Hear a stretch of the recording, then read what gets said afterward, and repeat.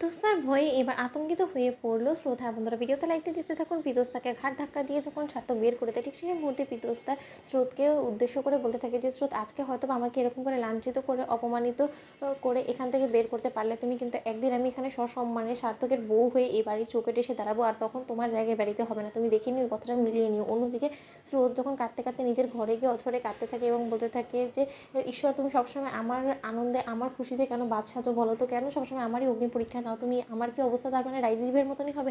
আমি কি শুধুমাত্র পরীক্ষাই দিয়ে যাবো আমার ভালোবাসার মধ্যে? ঠিক সেই মুহূর্তে সার্থক বলতে থাকে যে, রাইদিজিবে এবং অনির্বাণ দাদাভাইয়ের জীবনে যা যা ঘটেছে সেরকম কোনো কিছুই আমাদের জীবনে ঘটবে না, এবং সেই জিনিসটা আমি নিজে থেকে ঘটতে দিব না। স্রোত, তুমি এরকম করে মন ছোটো করো না স্রোত। আর তুমি কিসের এত ভয় পাচ্ছ বলো তো? যেখানে কিনা তোমার স্বামী, তোমার শুধুমাত্র তোমার স্বামী, অন্য কারো কোনোদিনও হবে না, তুমি সেটা খুব ভালো করে জানো। তা সত্ত্বেও তুমি কেন মিথ্যে সন্দেহটা নিজের মনের মধ্যে বাসা বাঁধতে দিচ্ছ বলো তো? ঠিক সেই মুহূর্তে সার্থকের বাবা সেখানে চলে আসে এবং এসে বলতে থাকে যে, মারে, আমি বুঝতে পারছি তোর মনের অবস্থাটা।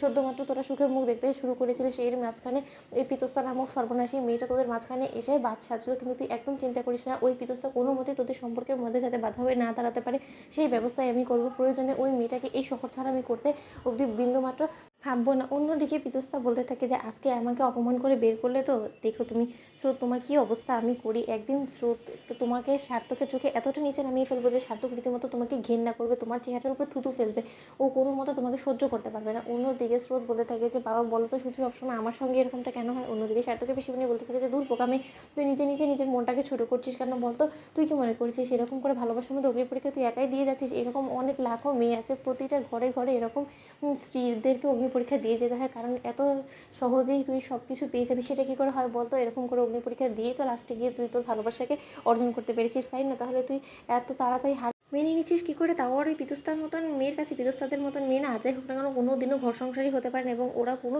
পুরুষেরও হতে পারে না, কারণ ওরা কোনো ছেলের উপরে মন টিকিয়ে রাখতেই পারে না। ওদের নানান নানান ছেলেদেরকে পছন্দ হয়, আর তার থেকে বড় কথা, ওরা যে ঠিক কাকে ভালোবাসে ওরা নিজেরাও বলতে পারে না, কারণ ওদের সবসময় মন এটাই বলে যে ওদের কাছে সব থেকে বেশি প্রাধান্য এটাই পায় যে পুরুষ যে এমন মন চায় তেমন হোক, কিন্তু তার শর্তে তার যাতে কোটি কোটি টাকা থাকে, তার যাতে কোটি টাকার বিজনেস থাকে, সে যাতে শো অফ করতে পারে। আর যারা কিনা এরকম শো অফের পেছনে ছুটে না, তারা কোনোদিনও ভালোবাসা পেয়ে সুখী হতে পারে না, বা অন্য কাউকে নিজের সংস্পর্শে আসতেও দিতে পারে না, এবং তাদেরকে ভালো রাখতেও পারে না। স্রোত, তাই তুই নিজের মনটা না ছোটো করে তুই বরঞ্চ নিজেদের কথা ভাব। তোরা হানিমুনে কোথায় যেতে চাস তোরা সেটা বল, আমরা বরঞ্চ তোদের জন্য টিকিট বুক করে দিই। অন্যদিকে সার্থকের বাবা বলতে থাকে যে, হ্যাঁ, শুধু শুধু মন ছোটো করে এর থেকে বরঞ্চ তোরা কোথায় যেতে চাস, তোদের হানিমুনটা এখনও হয়ে ওঠেনি, তোদের হানিমুনের ব্যবস্থা আমি করে দিচ্ছি, তোরা বরঞ্চ কয়েকদিনের জন্য দূরে কোথাও বেরিয়ে, তাহলে তোদেরই মনটা ভালো লাগবে। অন্যদিকে স্রোত বলতে থাকে যে, আমার বড্ড বেশি ভয় করছে সেখানে গিয়ে আবার অনির্বাণ দাদাভাইয়ের মতন সার্থকের যদি কোনো রকম কোনো বিপদ হয় পাবি, তাহলে আমি কী করে সামলাবো সব কিছু বলো তো? তো বন্ধুরা ভিডিওটি ভালো লেগে থাকলে কেমন শেয়ার করে সাবস্ক্রাইব করতে ভুলো না।